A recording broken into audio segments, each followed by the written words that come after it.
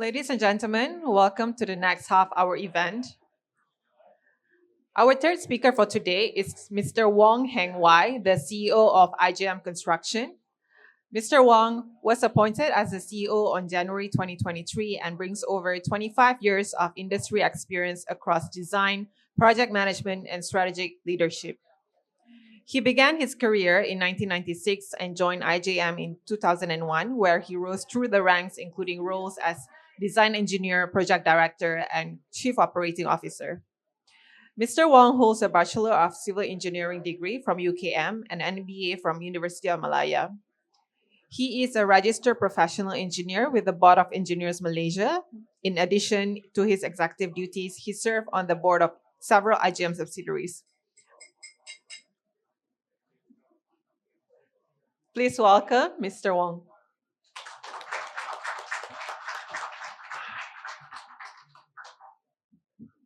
Thank you. Normally, when I speak, I like to move around, but today I guess I'll be confined here. But it's okay, no problem. Huh? Okay, everybody depends on tech to do some work. Okay, very good morning. When I was asked to speak about data center from a contractor's perspective, actually, I'm quite restrained, because as a contractor, we are asked to sign all sort of NDAs, So it's going to be very difficult for me. I'm going to be very careful with my words. I'm going to be very careful with my choice of samples. I think Mr. Ken understand this, Okay. Anyway. Excuse me, Mr. Wong. You can have the mic, so you can actually move around. Oh, I can use the mic. Yeah. Oh, okay, that's good. Okay. Can you hear me?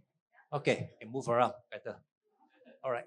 Very good morning to Bursa Malaysia and Hong Leong Investment Bank for organizing today's event. Name is Mr. Wong Heng Wai. I represent my fellow colleagues there, the team from IJM Construction and IJM Corporation. Like I said, today's topic is quite difficult for me to speak. I have a bit of constraint, NDA signed. But I also believe Ken has spoken a lot. He has taken a lot of the thunder from me already, so make my job easier. So I would like to focus more later, maybe on the contracting part, which is our skill. Okay, come. Let's start.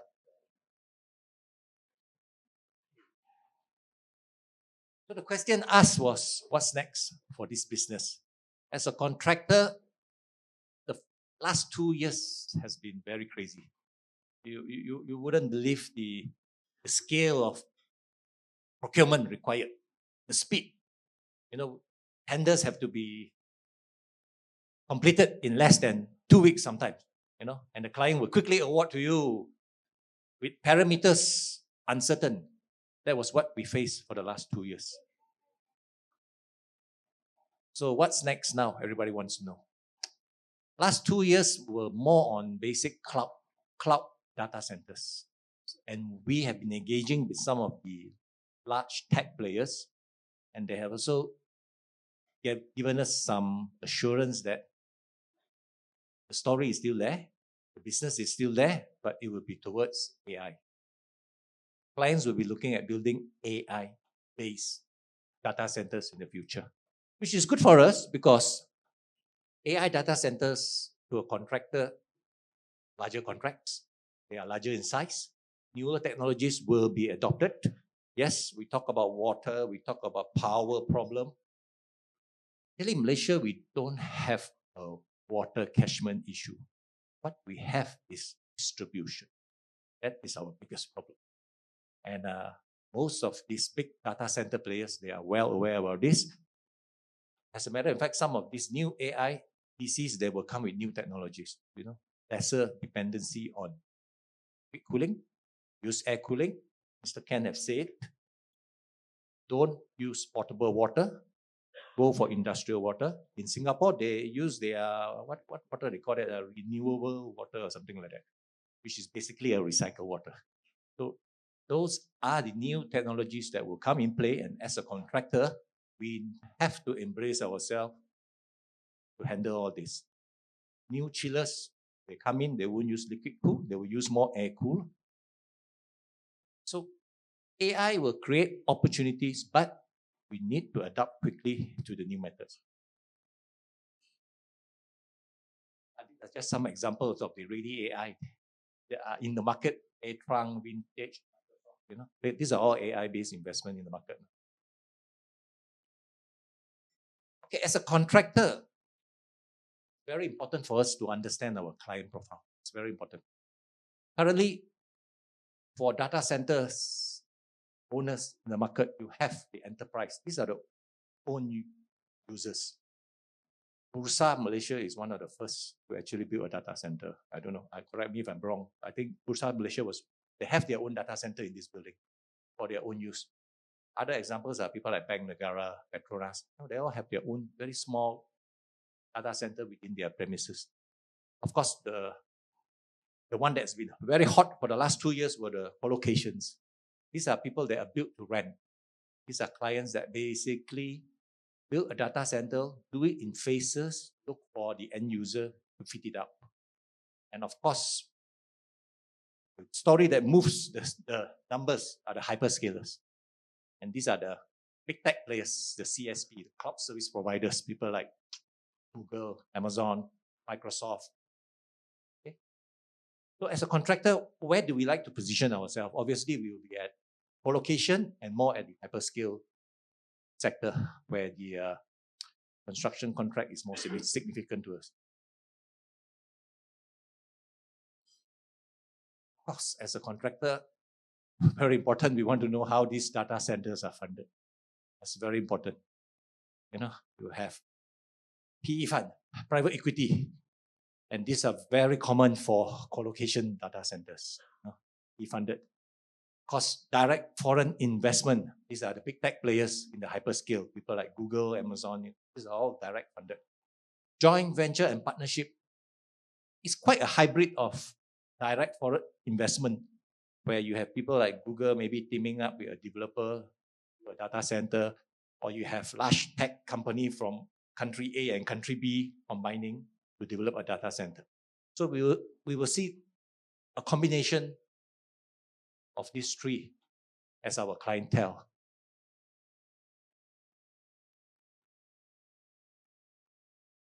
This Mr. Ken has covered. The last 2 years was crazy. Suddenly there was more than 4 billion of work in the market for us in US dollar. And the projection is at a compounded annual rate of about, how Mr. Ken said it correctly, about 20%. We are seeing a number about 22%. Rightfully, this is a stage of consolidation to them. In any business, 20% is consolidation is very good. It's a fantastic number. But in reality, yes, it is consolidating, and we are happy as a contractor to see that it's at a manageable. We want to build in a sustainable manner. We don't want to procure jobs in non-sustainable manner. Okay? I think Ken has covered most of this, but what I would like to add is what actually drove all these data center players over was actually a spillover from Singapore. It was an immediate effect when Singapore restrict numbers of data center to be built a year. I think they put a restriction. I'm not very sure the number. Perhaps it was 500 megawatt a year, the approval given. So hence, conveniently, everyone shift across the border. Because it's very important to be close to Singapore, because when you put a data center, you want it to be able to communicate back with your existing data center, which is in Singapore. That's why we found that Johor was a very hot market. For IJM, we are currently building 3 data centers, and they are all located in Johor Bahru. The other factors are like government initiative. Yes, we're going to have this My Digital initiative by the government of Malaysia, and this will obviously drive the demand of data centers.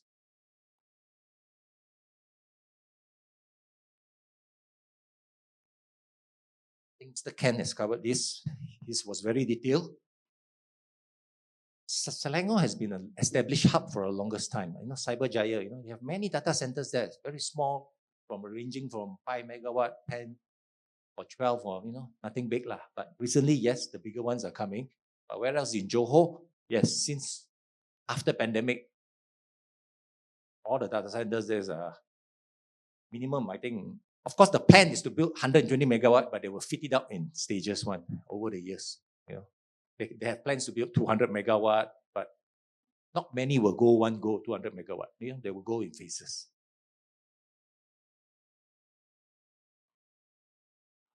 These are just examples of some of the established operators. I think most of you are more familiar than me. You know, you have people like AirTrunk, Ames, Bridge, Equinix. Most of them are co-location based. Whereas the bigger one coming in, they are more of the hyperscalers.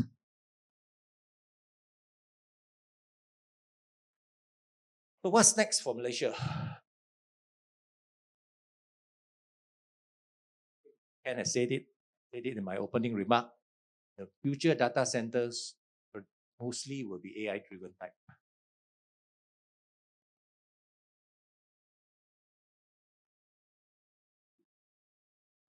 I think one area that needs to be addressed properly is on the sustainability and the green data centers. We have seen recent data center procurement requires most of the building to achieve certain green certification, which is actually quite rare for data center players. You know, a lot of data center players are basically saying, "Mine, there's a box. You know, I just want to get the equipments in and store data." But recently, authorities has imposed certain green criteria onto data centers, and this is moving forward. We will see contractors will have to work closely with your client to enhance the green rating of the data centers. This is something that the government is initiating. And of course, I've mentioned earlier, you have to plan for your new usage of water efficiency. Cost power is also another issue. There are now data center players who are looking into renewable power. And this brought a question to me when someone asked me, why not Sarawak? Sarawak has got a lot of power, right? They are green power, hydropower. They have a lot of water. The point is the landing. It's a bit too far from Singapore. That is the problem. You know, you need to be close to your landing. And we still feel that Johor is currently where most of the action is, but Selangor is catching up very fast with the hyperscalers now. Like how Ken mentioned it earlier. Most of the hyperscaler currently, they prefer to be in Klang Valley. And most of the co-location players are basically at Johor.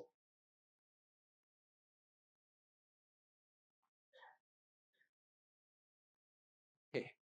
So where does IJM play a role in data center construction? Okay, this is a bit of marketing pitch. I'm going to have to sell the company a bit. We are actively involved in advanced facility construction, especially data centers, since the last 2 years. We know that the market has switched. The market has saw a change where nowadays you don't see many commercial or residential buildings available. So we made a switch and we pursued this area together with semiconductor and warehouse for the last 2 years, and we have been quite successful. And currently, about 15% of our order book is in data centers. 15%, which is not a lot, but I think there's a lot of room to grow it. You know, especially this financial year. We are also working with some of the international data center developers. You know, they like to have what we call it early contractor involvement. You know, in their planning. You know, one of our strengths is within IJM Group, we are able to provide the service from A to Z. From the day the client wanted the land and to the foundation itself, we have the resources. We have the manufacturing subsidiary, which I would say provide maybe the foundation house for more than half of the data centers that's been built in the country. The rest are all okay. We have also advanced precast yard, which is very important in data center construction because the timeline to deliver a data center is actually very short. Sometimes you'll be doing $1 billion job, you need to complete about 12, 13 months. That's about 100 million turnover a month for one single building job. That's actually a challenge. But we have a smart IBS factory located in Selangor, which is able to support this. This is marketing talk where we do all spectrum of construction, but today we are focused on data center. This is our precast plant, which is located in Selangor, Bestari Jaya. It has a capacity about 500,000 meters square of precast panels areas per annum. A typical data center will use maybe about 30 to 50,000 for one building. So this plant is able to support a few data centers concurrently.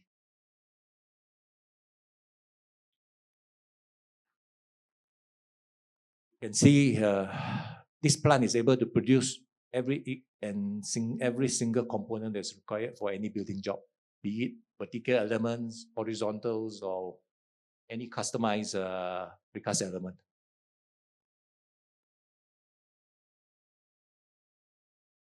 In addition, this plant also has a proprietary construction method, which is this biaxial hollow precast concrete slab system, which we are using very successfully at a couple of our jobs.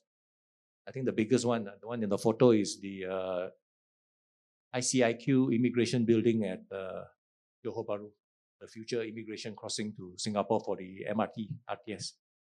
And this system has also been deployed to some of the data centers in Klang Valley.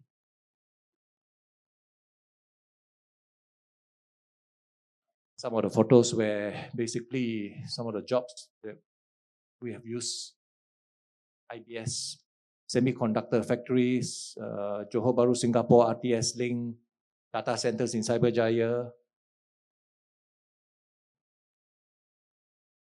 Okay. Sure, most of you have heard of this ICP Pulse. Used to be a listed co of our group. Now it's we have put it back under IJM. This company supply, I think, more than half of the pulse to the data centers that are in the country. More than half. And I would believe that it will supply more as the hyperscalers data centers come into play. This is the fastest way to do your foundation.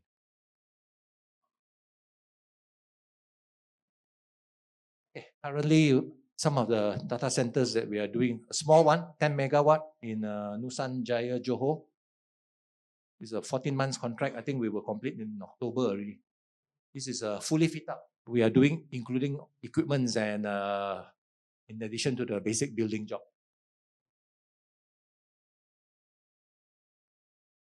Another 120 megawatt, but the client will fit up in phases. The building is done for 120 megawatt, 2 buildings.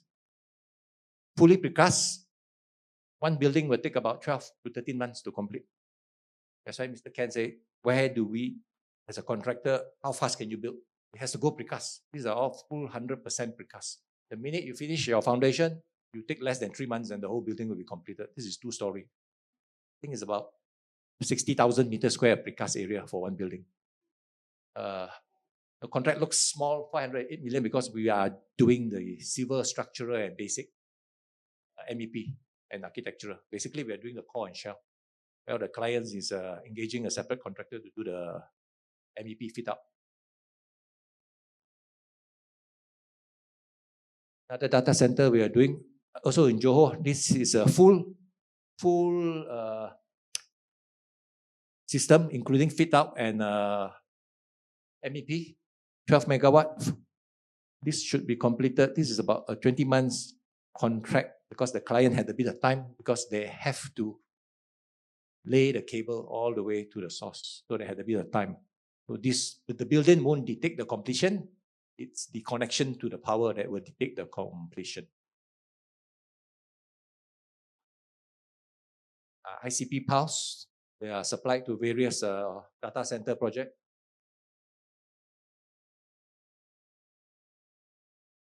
I should have blank off the Google. No. But all the pulse that came from IJM. Another data center should have blank off also.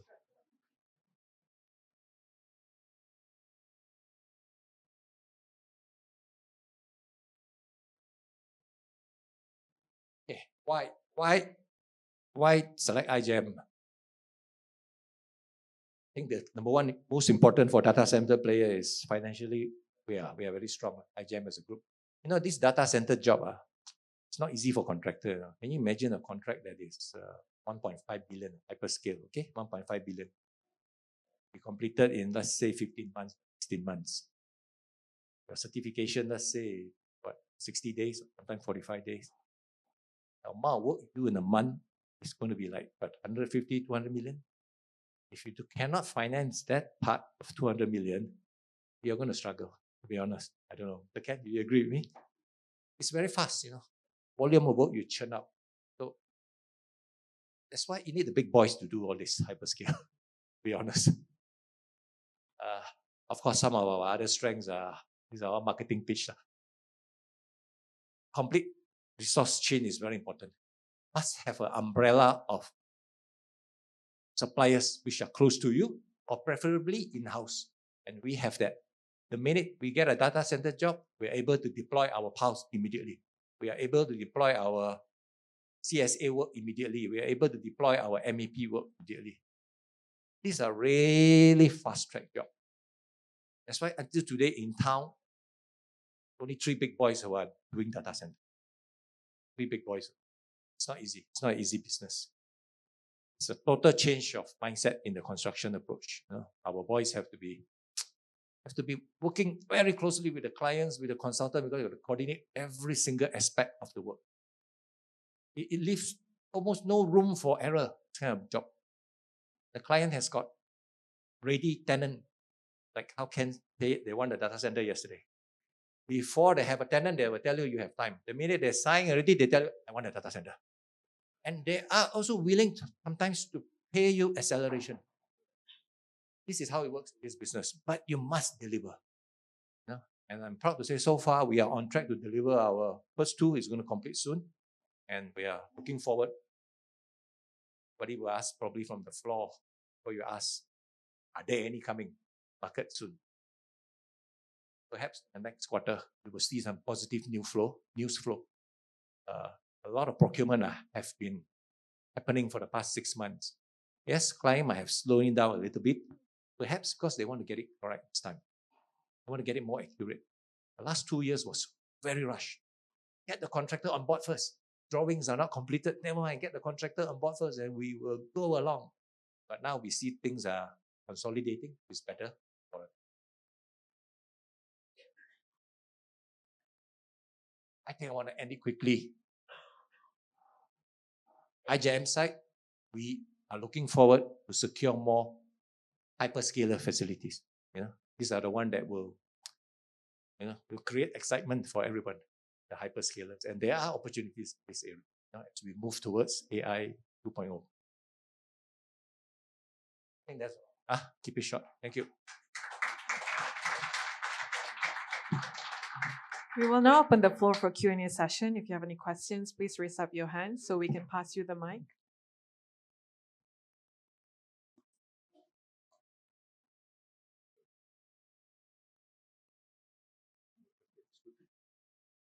Any question from the floor?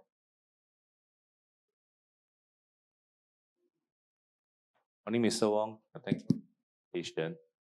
Are you able to disclose how many ECIs you're working on? How many? ECIs. Oh.